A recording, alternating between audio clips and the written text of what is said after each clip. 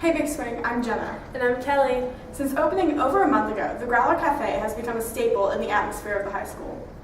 With more options and easier access, the cafe has changed the way students and staff go about their day. We're hitting the classrooms to get your opinion on the cafe and the changes to the library. I'm Kelly. And I'm Jenna. And we're with your Channel 3 News. Since opening, the Growler Cafe has changed the way Big Spring High School views the library. It has become the it place to go for students to hang out with friends, do work, and relax during flex time. Teachers have even taken advantage of the new resource and used the cafe and library space to teach their classes.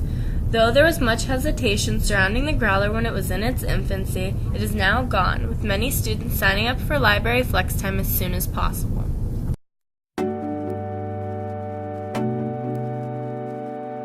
It's a really cool addition to the library. It allows students to not have to eat lunch in the cafeteria, first of all, and they can just come up here and do homework or something. I think it's really cool that our school put one in. I think it's a good idea because whenever you're on the third floor, you can just stop and get whatever you want, and they have a lot of good choices.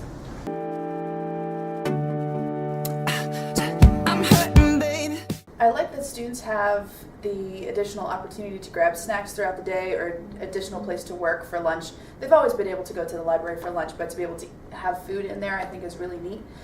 I think it's made it a little more open, a little more friendly, a little more just an atmosphere that people think of when they say, where should we go to work as a group, as a team, as, you know, in pairs. It's made it just a place for possibility. I have had students buy smoothies for me there to show their gratitude for my excellence. They're delicious.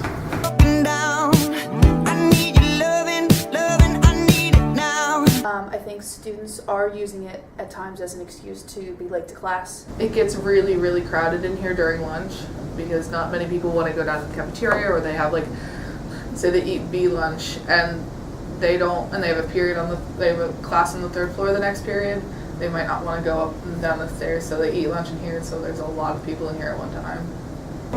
I think the prices of smoothies are pretty bad. For a little smoothie, it's like $2.50. Some people say they want complete silence in the library. For those people, that's a bad part because it's not completely silent. It's never going to be completely silent, and we're okay with that. I suspect there may be a few folks who weasel their way out of class when they shouldn't have come to the Growler. I think students are using it at times as an excuse to be late to class. There have been times that there have been crumbs or messes in my classroom. So if those behaviors continue to happen, then of course we'll have to take appropriate action. It's another distraction to deal with, quite frankly. Constantly being asked if they can go at various times during the period and having to be the mean guy and say no because we have work to do. I also think it's kind of ironic here that at our school we're promoting a heavier workload and more rigor in our classrooms, yet we seem to contradict that by putting another distraction out there in front of everybody. So I don't really know the logic behind it, but hey, if it makes people happy, so be it. When I'm without you, I'm something weak. Usually I average I'd say about $300 a day. You got me begging, I'm on my knees. I think just to remind students that having the Growler is a privilege and not a right.